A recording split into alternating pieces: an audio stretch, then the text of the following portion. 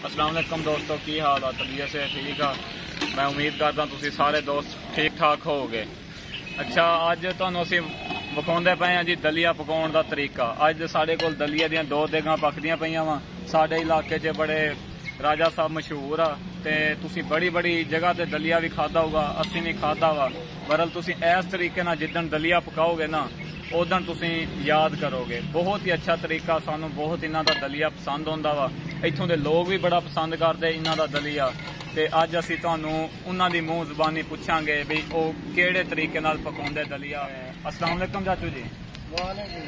की हाल है जी? ठीक ठाक हो?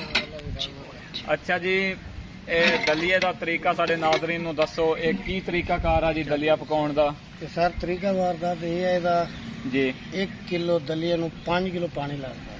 1 किलो दलिए नू 5 किलो पानी मतलब 10 किलो दलिया वा ते 50 किलो पानी लगना। ठीक है जी। ਇਹਦੇ ਵਿੱਚ चीनी पैनी है 10 किलो चीनी? अच्छा, चीनी 10 किलो। 10 किलो जिन्ने किलो दलिया उन्ने किलो चीनी। मीठा अच्छा। भी उन्ना, जिन्ना दलिया उन्ना मीठा।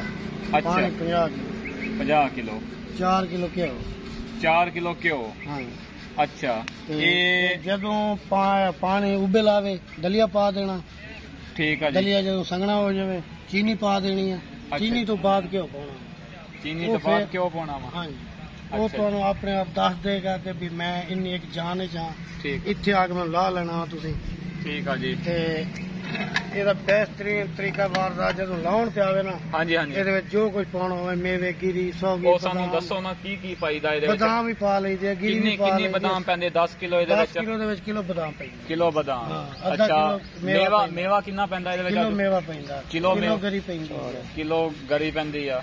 ਉਸ ਤੋਂ ਇਲਾਵਾ ਦੁੱਧ ਵੀ ਪਾ ਲਈਦੇ। ਕਿੰਨਾ ਪੈਂਦਾ ਦੁੱਧ 10 ਕਿਲੋ ਦੇ ਵਿੱਚ? 5 ਹੋਰ? ਕਿਲੋ ਦੁੱਧ ਪੈ ਜਾਂਦਾ। ਅੱਛਾ ਜੀ। ਛੁਆਰੇ ਪਾ ਲੈਨੇ ਆ। ਮੇਵੇ ਤਕਰੀਬਨ ਇਹਦੇ ਵਿੱਚ 5 ਕਿਲੋ ਮੇਵੇ ਪਾ ਲੈਨੇ। ਅੱਛਾ, ਇਹ ਤੇ ਹਰ ਬੰਦੇ ਦੀ ਗੁੰਜਾਇਸ਼ ਹੈ ਨਾ, ਜਿੰਨਾ ਕੋਈ ਕਰ ਸਕੇ। ਜਿਵੇਂ ਹੁਣ ਤੁਸੀਂ ਇਹਦੇ ਵਿੱਚ ਛੁਹਾਰੇ ਪਾਉਣੇ, ਇਹਦੇ ਹਰ ਸ਼ੈ ਪਾਉਣੀ ਆ, ਤੇ ਦੱਸੋ ਨਾ ਛੁਹਾਰਾ ਇਹਦੇ ਕਿੰਨਾ ਪਏਗਾ ਚਾਚੂ? ਕਿਲੋ ਛੁਆਰਾ ਪੈ ਕਿਲੋ ਛੁਹਾਰਾ ਇੱਕ ਦੇ ਕੇ ਮਤਲਬ 10 ਕਿਲੋ ਦਲੀਆ ਸੀ ਤੇ 1 ਕਿਲੋ ਛੁਹਾਰਾ ਵਿੱਚ ਪਏਗਾ। ਠੀਕ ਹੋ ਗਿਆ ਜੀ। ਅੱਛਾ ਚਾਚੂ, ਇਹ ਕਿੰਨੀ ਕੁ ਦੇਰ ਲੱਗ ਜਾਂਦੀ ਹੈ ਤੇ ਇਹ ਦੇਗ ਨੂੰ ਪੱਕਦੇ ਨੂੰ? ਇੱਕ ਦੇਗ ਉਹ 1.5 ਘੰਟਾ ਲੱਗ ਜਾਂਦਾ। ਮੱਠੀ ਅੱਗ ਤੇ ਪਕਾਉਣਾ ਪੈਂਦਾ ਵਾ। ਠੀਕ ਆ ਜੀ। ਸੋਹਣਾ ਕਰਕੇ। ਅੱਛਾ ਜੀ।